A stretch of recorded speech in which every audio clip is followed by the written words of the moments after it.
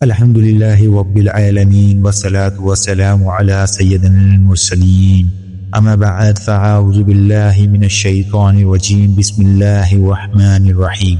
السلام علیکم۔ آج ہم مولوی صاحب کو جواب دیں گے سورہ تحریمہ کی اس آیت کا۔ پہلے ذرا آپ ان کی ویڈیو دیکھ لیں۔ ولا نصیر، اللہ نے فرمایا اللہ کے سوا تمہارا کوئی حامی و ناصر نہیں، کوئی مددگار نہیں اللہ کے سوا۔ We have to accept. اب اس آیت کو لے کے کہتے ہیں دیکھو حضور بھی مدد نہیں کر سکتے، غوث و خواجہ مدد نہیں کر سکتے، اس لیے کہ اللہ نے فرما دیا۔ تو آپ ان سے یہ پوچھیں کیا اللہ نے یہ نہیں فرمایا قرآن میں انما ولیکم اللہ ورسولہ، بے شک اللہ تمہارا مددگار، اللہ کے رسول تمہارے مددگار؟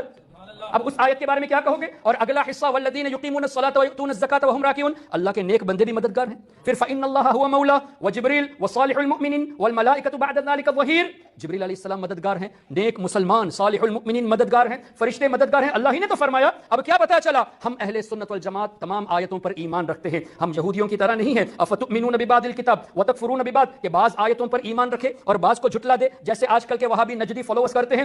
ہاں تو مسلم امت دیکھیے آپ نے ویڈیو، مولوی صاحب نے سورہ تحریمہ کا حوالہ دیا ہے، بہت خوب۔ مولوی صاحب لوگوں کو گمراہ کرنے کے لیے اکثر ایسی ہی ویڈیو بناتے ہیں جن میں آدھی ادھوری آیتیں پڑھی جاتی ہیں اور پھر پتہ نہیں کون کون سی کتابوں سے ایسی حدیثیں نکالی جاتی ہیں جنہیں کتنے ہی بڑے محدثین ضعیف کمزور بولا ہوتا ہے۔ بہرحال آج میں آپ کو سورہ تحریمہ کی اس آیت کے پوری حقیقت بتاؤں گا، اور آپ لوگ خود بھی جا کر قرآن میں دیکھ لیا کریں، ہر بات سن کر بس سبحان اللہ مت بولا کریں، بلکہ پہلے قرآن کی آیت کو سمجھا کرو۔ دیکھیں اللہ تعالیٰ نے سورہ تحریمہ میں کیا فرمایا ہے۔ سورہ تحریمہ آیت نمبر 1 اور آیت نمبر 4۔ اے نبی، آپ کیوں اس چیز کو اپنے اوپر حرام کرتے ہیں جو اللہ نے آپ کے لیے حلال کی ہے؟ کیا اس لیے کہ آپ اپنی بیویوں کی خوشی چاہتے ہیں؟ اور اللہ بخشنے والا نہایت رحم والا ہے۔ بے شک اللہ نے تم لوگوں کے لیے تمہاری قسموں کا کفارہ دے کر انہیں توڑنا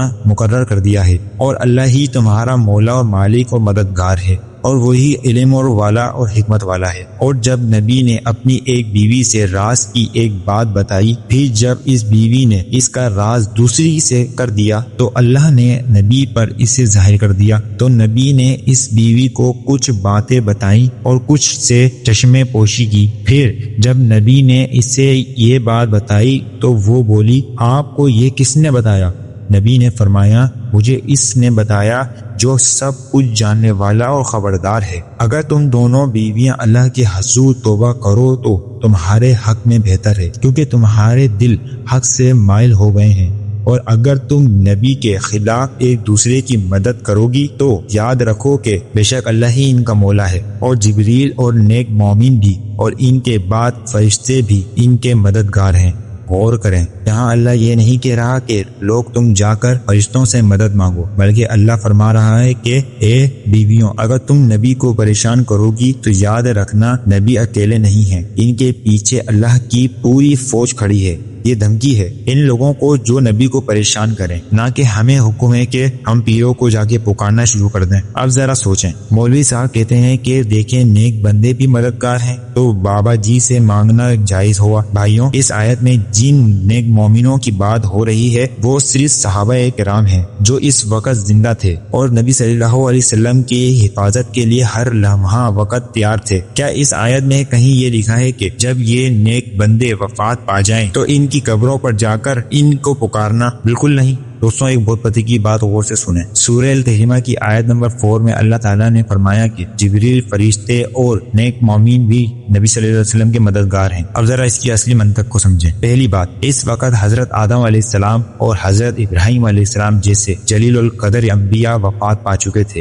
اگر فوت شدہ بزرگ نے ہی دنیا میں آ کر مدد کرنی ہوتی، اللہ ان کا نام لیتا کہ پچھلے انبیاء آپ کی مدد کریں گے، لیکن اللہ نے ایسا نہیں فرمایا۔ کیوں؟ کیونکہ جو وفات آ گئے وہ عالم برزخ میں ہیں، ان کے دنیا کے معاملوں سے تعلق ختم ہو گیا ہے، جہاں تک کہ یہاں نیک مومن سے مراد وہ صحابہ تھے جو اس وقت وہاں زندہ موجود تھے۔ دوسری بات، فرشتوں کا ذکر کیوں؟ آپ کہیں گے کہ فرشتے کا ذکر کیوں آیا؟ تو بھائی فرشتے زندہ ہیں اور وہ اللہ کے حکم سے ڈیوٹی کر رہے ہیں۔ لیکن یاد رکھیں فرشتوں کا ذکر ہونے کا مطلب یہ ہرگز نہیں ہے کہ آپ ان سے دعائیں مانگنے لگ جائیں۔ فرشتے بھی اللہ کی مرضی اور ان کے حکم کے بغیر ایک پتہ بھی ہلا نہیں سکتے۔ وہ صرف اللہ کے حکم سے نبی صلی اللہ علیہ وسلم کی حمایت کر رہے تھے۔ وہ کوئی خود مختار خدا نہیں ہے، مدد صرف اس سے لی جا سکتی ہے جو زندہ ہو اور آپ کے پاس موجود ہو۔ جو قبر میں چلا گیا وہ اب اللہ کے پاس ہے، وہ ہماری دنیا کے مسائلوں میں مدد کرنے نہیں آئے گا۔ اسی لیے اللہ نے ان کا ذکر کیا جو اس وقت وہاں حاضر تھے، یعنی فرشتے اور صحابہ۔ یاد رکھیں نیک بندیوں کا حمایتی ہونا ان کی زندگی تک ہے، ان کی وفات کے بعد وہ اللہ کے محتاج ہیں۔ ہمارے حاجت روا نہیں، مانگنا صرف اللہ سے ہی چاہیے۔ مجھے یقین ہے آپ کو میری بات سے کچھ سمجھ میں آیا ہوگا۔ اللہ ہم سب کو ہدایت پہ چلنے کی توفیق عطا فرمائے۔ اگلی ویڈیو کے لیے اللہ حافظ۔